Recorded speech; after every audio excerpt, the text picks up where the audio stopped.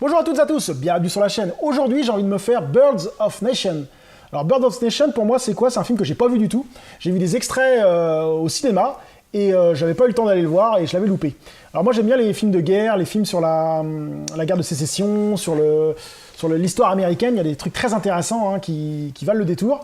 Et c'est pas courant en fait, il n'y a pas beaucoup de films en ce moment sur cette histoire et celui-ci en fait partie. Et je me suis dit, bah tiens, j'ai envie de me le voir. Donc on va voir de quoi ça parle. 30 ans avant la guerre de sécession, ben voilà, Nat Turner est un esclave cultivé et un prédicateur très écouté. Son propriétaire, Samuel Turner, qui connaît des difficultés financières, accepte une offre visant à utiliser des talents de prêcheur de Nat, assujettir des esclaves indisciplinés. Après avoir été témoin des atrocités commises à l'encontre de ses camarades opprimés et en avoir lui-même souffert avec son épouse, Nat conçoit un plan qui peut conduire son peuple vers la liberté. Ovationné et multi-récompensé lors du festival de Sundance 2016, Grand Prix du public et du jury, ah ouais quand même. The Bird of Nation est un film puissant, au parti pris inédit qui pose la question de la violence comme seule arme de révolte. Un film coup de poing inspiré d'une histoire vraie portée par le talentueux Nat Parker, dont le doublage français est assuré par Abdel Al-Malik.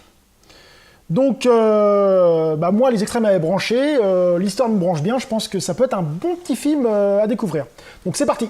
Donc je viens de finir Bird of Nation. Bon film, hein. Vraiment, franchement, j'ai passé un agréable moment à voir ce film. Hein. Donc le film dure 2 heures. D'ailleurs, je ne sais pas quand est-ce qu'il est sorti. Il est sorti en 2016, donc pas si vieux que ça.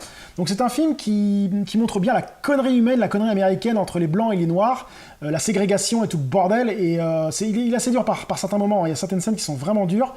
Public averti hein, quand même. Mais c'est intéressant de voir ça parce qu'on se montre des fois pourquoi les générations d'esclaves et les générations de blacks, de noirs, se plaignent du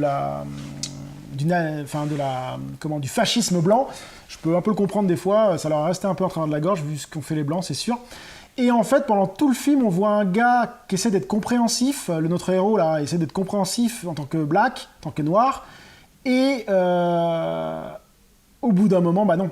Au bout d'un moment, non. À un moment, il a été compréhensif.